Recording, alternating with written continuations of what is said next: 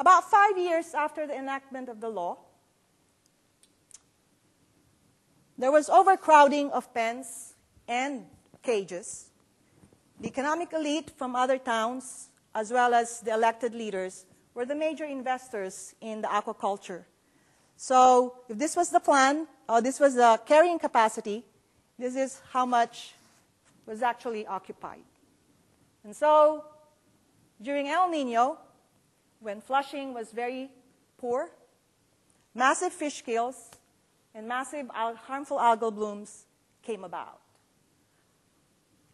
It didn't happen once, it happened twice. By the third time, they said, okay, I think we need to follow, the mayor said, we need to follow the plan, and we need to start removing the cages. As of the time that I made this evaluation in 2002, it seems like carrying capacity is a difficult concept, but perhaps the pressure of this, guys, are just too much to control. And this massive fish kills, which happened 2002, 2006, may be sufficient to make people realize that this is real, but I don't know. That's for time to tell. And I was beginning to think that the collective behavior has not changed. It may take a generation, if not longer. I share this part for Steve. Steve has a way to evaluate governance in his orders of outcomes, but there's probably somewhere there both a process as well as outcome indicators. Because I think they go hand in hand, and if you just do one, you probably won't see the full picture. So I think behavioral change, and this issue whether you retool old, but if nothing exists, you have to create new ones, and conflicts, as well as, I don't know, just the advancement of integrative science has to bear on how successful or how viable any initiative such as this will have. I joined Loicz not as an SSC member. I joined Loicz as a guinea pig in the very first regional project that it launched in 1995. This was a project to not only model nutrient fluxes using the box modeling procedure, but also to see whether we can begin in this project to do a soft integration. And the easiest one was to do things from the economic perspective. And it's quite simple, nothing revolutionary. But what we did was to use a static model called economic input, economic output modeling to see if we could put together or estimate residual waste from economic subsystems.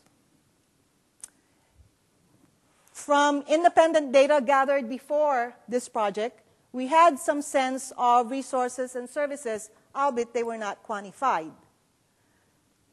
And what we did was to look at all of the economic sectors. We had 4 sites: Red River Delta, Bandon Bay, Lingayen Gulf, and Merbok Estuary.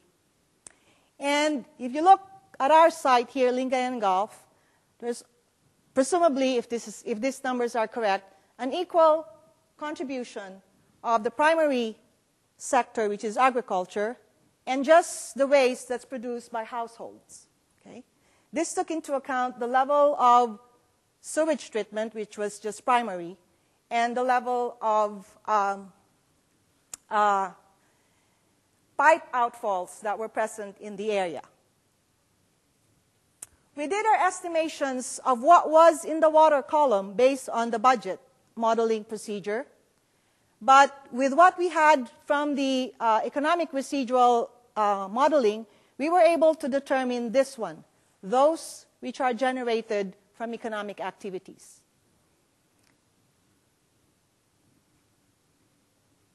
The numbers, well, if you take a look at Lingayen Gulf, this is what's directly loaded.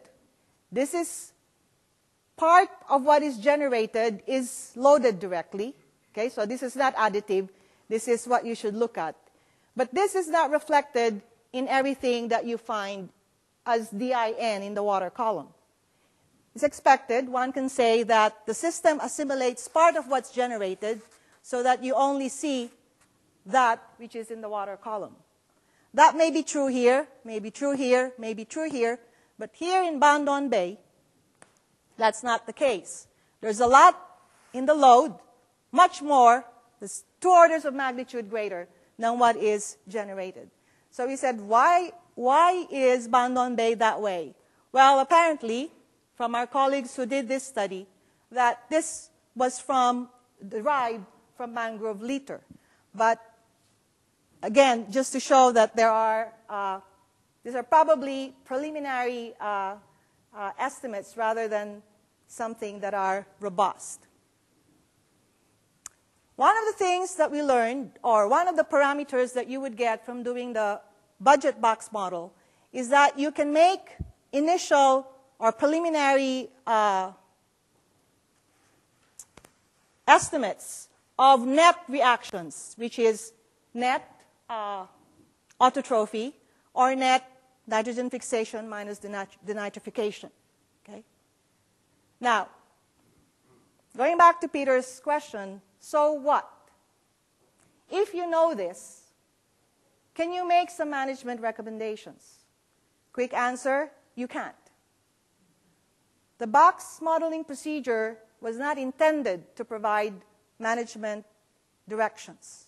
You'd have to do much more than this in order to say something about the system sufficiently to make management interventions.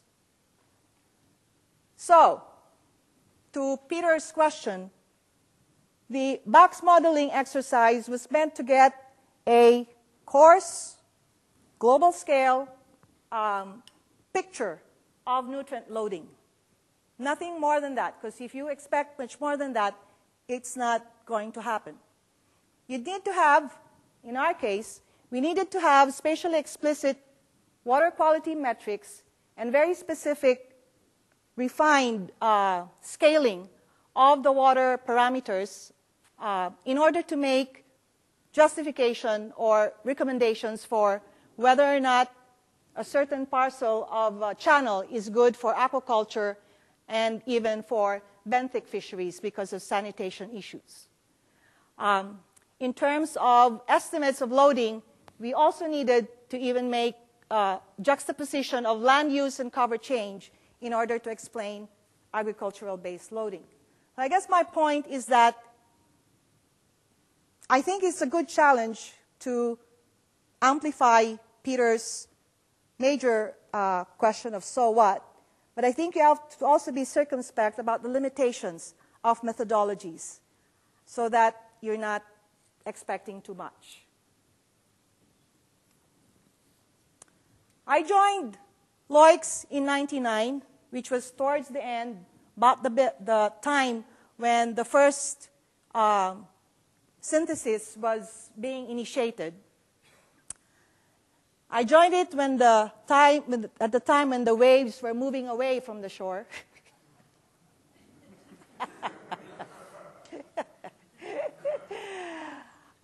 So now the waves are coming back. I was chair during this transition time, 2004, 2005, and Hartwig and Martin Letizier were the working bees during this very difficult time. It was difficult for 2 reasons. Funding was done, and funding was not immediately in sight for the next cycle. The second one was this challenge that we went from one very dominant single parent to 2 not quite willing partners. They both wanted Loicz, but you could see this nervous tension between IGBP, the Natural Science Advisory Arm, and IHDP, which is the Social Science Advisory Arm. And then there's us, who have to mediate this transition or facilitate this transition. But I tip my hat off to Hartwig in particular, because there were many tense moments during this time. Loicz 2 science, and here's where Peter's question is most relevant, is supposed to look at social ecological systems.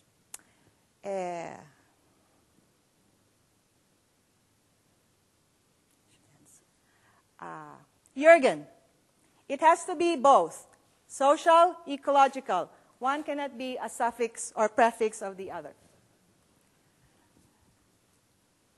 This one is a framing of the Loicz 2 science plan, but that has been condensed, sorry, I will show it later. That has been condensed from 5 to 3. But my challenge, in addition to the science plan, is a prioritized focus. And I make this challenge for a reason. This is 30 degrees north, 30 degrees south, where 80% of the population is found. In addition, the elevation below 10 meters has about 560 million people living in it. And this is the latest breakdown from the work of McGranahan, where Africa, Asia, Latin America, and small island states in the Pacific and Caribbean constitute 557 of this 634 million people in low-lying zones, below 10 meters. Take note that over half are urban population. Okay? On that coast is a very clear technological divide. Light green here are the technological innovators. They certainly have access to technology. The yellow ones are technological adopters. They don't necessarily have to build new technology, but they adopt. And the dark green one are those that are technologically excluded. So maybe a web-based communication may not trickle to this group. There are indices that have been developed, albeit they're at national scale, about poverty burden, about disease burden. And you can see from the color scale where those regions are. This is environmental water stress, where the fresh water needed to maintain the ecosystem, which is supposed to be at 20%, is below that. And it's color-coded.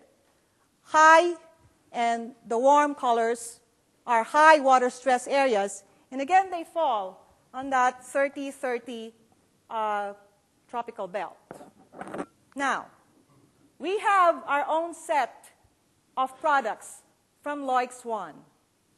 This one is the global picture of nutrient loading, which, if compared to other more elaborate models, are really in the ballpark. So we may have some reservations about how dynamic you can make box modeling. But in terms of their comparison, in terms of the estimation, they are actually compare very well with 3 other models. Here is the sediment fluxes by Jim Savitsky, which I am sure can have overlays of socioeconomic drivers. And so my challenge to Loicz 2 is to build on those initial descriptors of the biophysical world, put your overlays and narratives of social ecological coast, and make the product more management-oriented. I put here governance, material fluxes, and the social ecological systems topics, the 3 that are now the 3 main focus of work, and see how you can tier your products at whatever scale may be most relevant. Okay? This is something that I did right after the science plan. It may no longer be true. It has a capacity building and a policy interface notation in terms of distribution and dissemination, but this may no longer be true. Loicz, too, has strove from the very beginning to have a distributed structure. And again, this is not updated Hartwig, but I know that we've had some problems in establishing nodes in a number of sites. And it's probably going to be tricky, perhaps, to use all networks such that you can have the geographic representation that is most desirable. So, as you can see, there were initial negotiations as far back as 2004, 2005. It remains to be seen whether we can have the geographic spread to be truly called global. So, your tools, your syntheses, your policy briefs are much needed to overlay on those initial biophysical maps. And I end there. Thank you.